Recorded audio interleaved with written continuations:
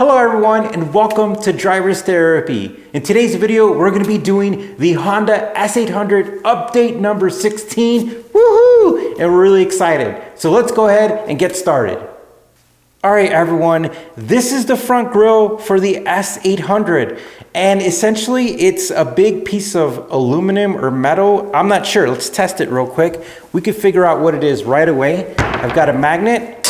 And it is actually steel. So this is a big piece of steel and it adds a big presence to the S600 and S800. As you could tell, it's in a kind of a rough condition, but not bad overall. So if you want to replace one of these bad boys, they can run anywhere from $600 to $700 brand new. And sometimes just because of how long they've been sitting, they're not even that shiny.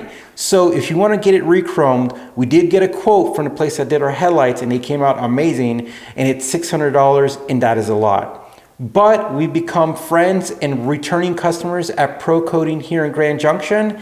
And essentially we're gonna get this bad boy powder coated because it is a small percentage of the price to re-chrome it. It comes out really good, it has a clear, and it's nice.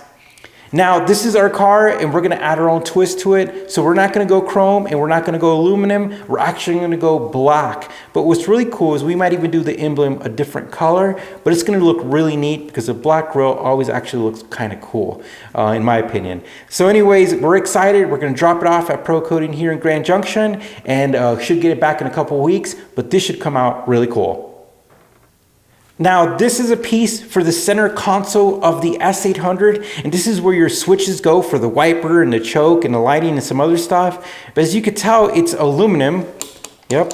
And it kind of looks rough and dated. So there was these little plastic grommets inserts where you could put more switches. You know, we could put some cool switches in there for other stuff. And essentially we're gonna get it redone also at Pro Coating. We're gonna just get it, make it look good. But I want to show you on camera what I'm doing because these are a pain in the butt. So essentially I'm using a trim tool. I'm going underneath it and removing it. It is not easy, but we did it. There you go. That's rubber, and whenever you take it to powder coating, they do some sandblasting and put a lot of heat. And little pieces like this, little rubber pieces, wouldn't make it, and we want to keep those. But this is ready to go as well, and we will add it with our bin with our front grille to drop it off here at Pro Coating as well. So this is a relay that's in the engine bay, and just to give you an idea, if you look behind here, this is the internals of the relay, and it gives me that old school vibe, that 1960s electronics. It's so cool, but everything here looks good. There's not a lot of corrosion or anything that could cause some resistance. We're not gonna mess with that. I did clean up the contacts a little bit with some sandpaper and help that out, but essentially there was a cover on this, and it was really old, looked kind of bad. So I sent it off to get powder coated, and look at that, guys. Looks really nice. That's gonna go underneath there, and that's gonna sit in the engine bay. Of course, we have this gasket, but then we have this cover that's gonna go over the relay, and we sent that to get powder coated as well. So all this should look really, really cool, and should really make it look a nicer look in the engine bay.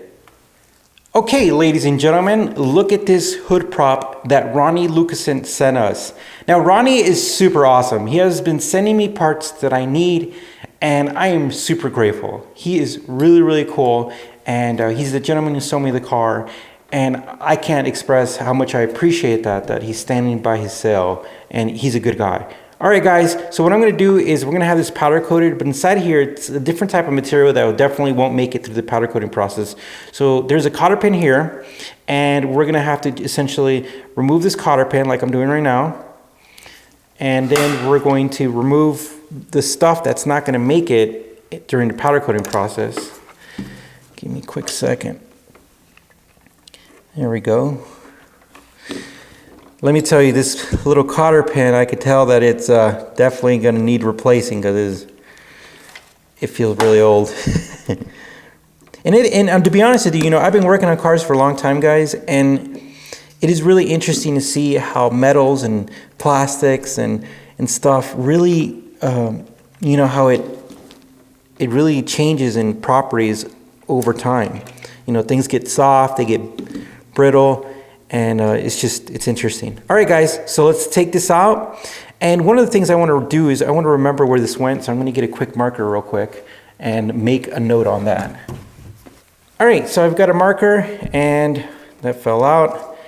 I'm thinking, I don't know what direction I was, so let's just go. I feel like it was like that. All right, and we're gonna put F on it for front. So essentially I'm gonna take it out. You know, since we're doing videos, it's really nice to be able to have a video to see how it comes off. So we know how that comes off.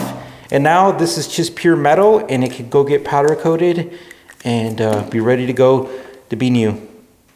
All right, everyone, we have made a lot of progress with the body and trim pieces.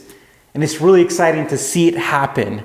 You know, we've paint corrected the car, ceramic coated it, we've added stuff, we've gotten the hardware resynced, we've had a lot of stuff powder coated. It's been a lot of fun doing some hunting. It's been a little stressful, but overall it's been rewarding. Now we are coming to a big point in the project, and that's the engine. And essentially we sent the cylinder head off to ASF Machine Shop here in Grand Junction. And the owner, Joe, looked at it. He found cracks around the spark plugs. That's not good. And essentially what he's done is he's tried to repair those. Now here soon, he's gonna be testing it to see if those repairs are gonna hold.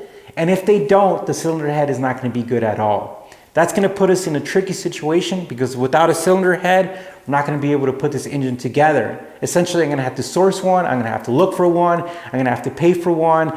And at that point in time, there's risk with that because the cylinder head we got, you couldn't even see that it was cracked until it was clean. And it makes sense because over time, deposits and just general engine environmental stuff adds a layer through those cracks that you can't see. And so when you send it off to a machine shop, you're gonna discover if there's cracks or not.